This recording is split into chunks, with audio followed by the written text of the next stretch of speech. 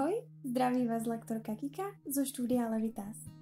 V tomto videu vám ukážem, ako rôznymi spôsobmi nosiete vliesť a ako z nej aj vyliesť. Orientačnú úroveň náročnosti nájdete vpravo dole. Začnem najjednoduchšími spôsobmi vhodnými pre začiatočníkov. Tí pokročilejší z vás možno ocenia viac triky približne od 5. až 6. minúty. Začnem základným nástupom do pohodlného sedu. Nájdem si okraj siete, postavím sa na 2 kroky od centra siete. K sieti sa otáčam chrbtom, zády a do siete vkladám palce. Sieť naberám do dlaní približne 8 krát. Naberatú sieť v dlaniach držím a postavím sa pod karabiny na špičky a do siete pomaly nasadnem. Okraj siete stiahnem pod kolena. Potom môžem chytiť predné okraje siete zvonka. Pri opustení pozície sedu chytám všetku sieť po stranách hlavy do dlaní, jemne sa pritiahnem a vyklznem von. Ukážem vám aj ľahký a srandovný nástup do lahu. Tu zostávam čelom k sieti, okraj siete si do dlaní nazbieram asi 4 krát. Postavím sa pod karabíny, do siete vložím jedno koleno, rukami nájdem okraj siete pred sebou, sieť natiahnem a skočím do nej, ako by som skákala do vody. Z lahu na brúšku sa ľahko pretočím na chrbát, na záda a pomocou rúk sa pritiahnem do sedu, ktorý som vám už pred chvíľkou ukázala.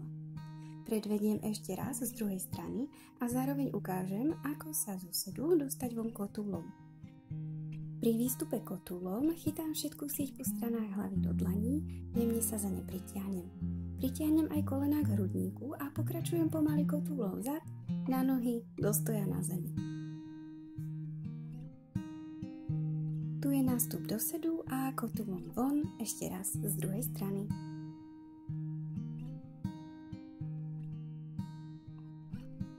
No a keď sa dá ísť kotúlom von zo siete, tak sa dá ísť aj kotúlom dnu.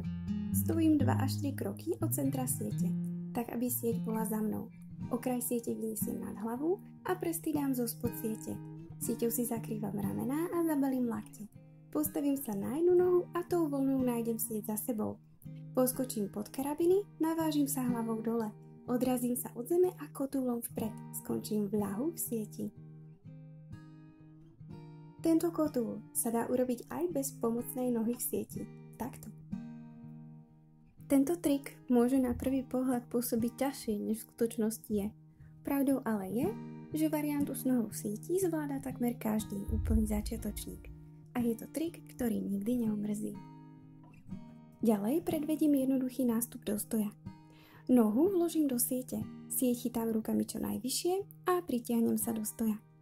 V stoji si ruky môžem posunúť na sieti o niečo vyššie pre lepšiu stabilitu. Takýto stoj v sieti je východzou pozíciou pre mnohé ďalšie pozície, napríklad pozíciu stromu. Pri ceste dole najprv ruky v sieti posuniem do výšky ramien a potom pomaly sklznem voľnou nohou na zem. Mám pre vás aj sexy variantu, ktorá pre úplného začiatočníka môže byť trochu výzvou. Rozdiel oproti predošlej verzii je, že koleno nohy v sieti zostáva napnuté a nahor sa tak pritiahnem elegantným oblúkom. A ešte vás to rozhúpe. V rýchlosti si ukážeme aj nástup na tzv. Predný a zadný opasok. Do predného opasku nastupujem spod karabín, zo stoja na špičkách.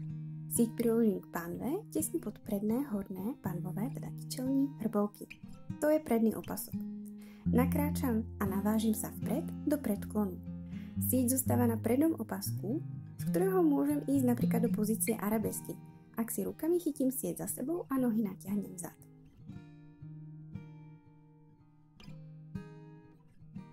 Alebo môžem ísť do pozície psa hlavou dole, ak z predného opasku ruky spustím k zemi, nohami nakráčam dozadu, až mi budú lietať a potom ich priložím zvonka na sieť. Rukami sa pritom snažím byť čo najviac vpredu. Pozíciu psa opúšťam tak, že spustím nohy na zem, nakráčam nimi pár krokov vpred a vyrastiem nahor do stoja. Pri nástupe na zadný opasok stojím chrbtom k sieti pod karabínami. Postavím sa na špičky, sieť prikladám k panve a pevne ju obopnem okolo svojej panvy. Toto je zadný opasok. Navážim sa telom kolmo dole, do zadného opasku dvíham kolená a až nakoniec posuniem ruky vyššie na sieť.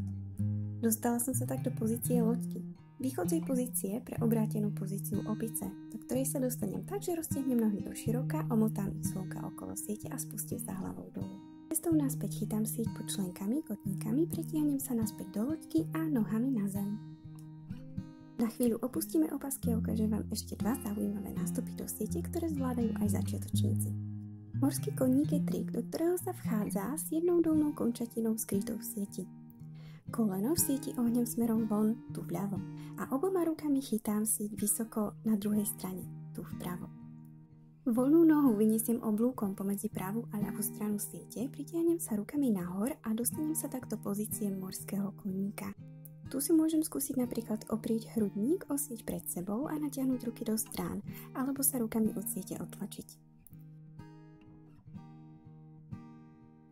Tak ako som sa dostala dnu, tak sa dostanem aj von. Predvediem aj z druhej strany. Morský koník je opäť pozícia, z ktorej sa dá ďalej pokračovať do náročnejších cvikov, ale tie si ukážeme niekedy inokedy.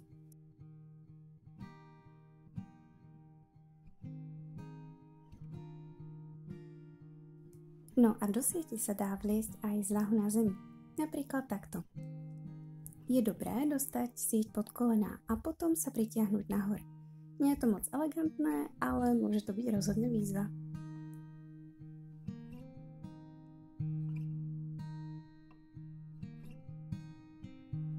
A už sa posúvam k tým náročnejším nástupom do siete. Jeden z mojich najobľúbenejších je nástup špirálou do sedu.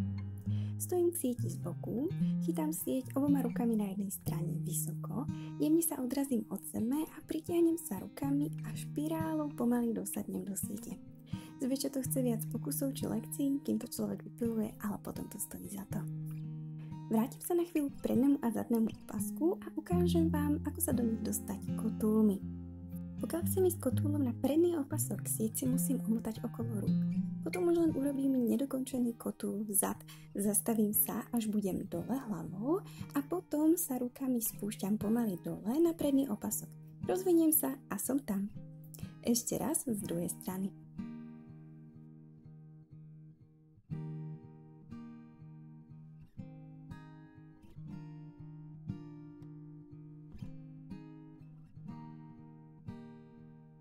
Podobne sa na predný opasok môžem dostať aj zo sedu na zemi.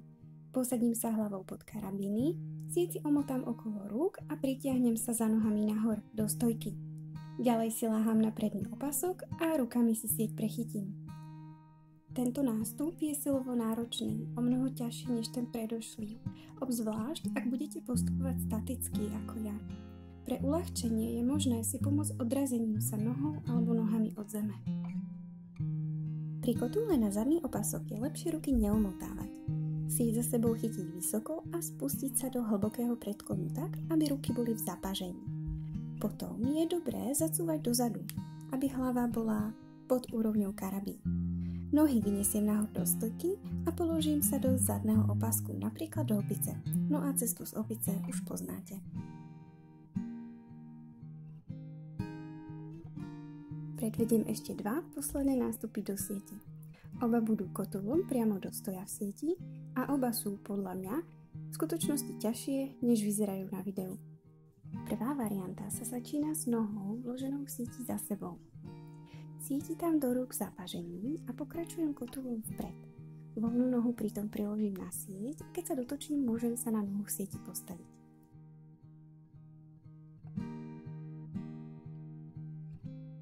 Ešte raz ukážem z druhej strany. Môžete si pritom všimnúť, že počas kotúla sa mi nohy v sieti vymenia.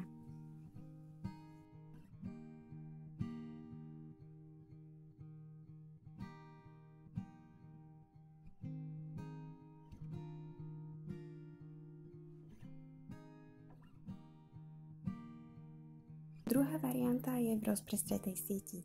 Jednu nohu vložím do siete, voľným okrajom ju prikriem, chytím si okraj siete vysoko a kotúlom vzad sa dostanem do stoja v sieti. Odtiaľto môžem pokračovať malým trikom na záver, voľnou nohou si nakročím vpred do siete a z predklonu v zapažení môžem urobiť ďalší kotúl, tentokrát vpred. Tento posledný kotúl môžem opakovať dokola niekoľkokrát za sebou. No a ja už posledný krát v tomto videu vyleziem zo siete a učím sa s vami. Ďakujem za zhliadnutie videa Dúfam, že ste si svoju inšpiráciu našli a prajem pokojný tréning v sieťach.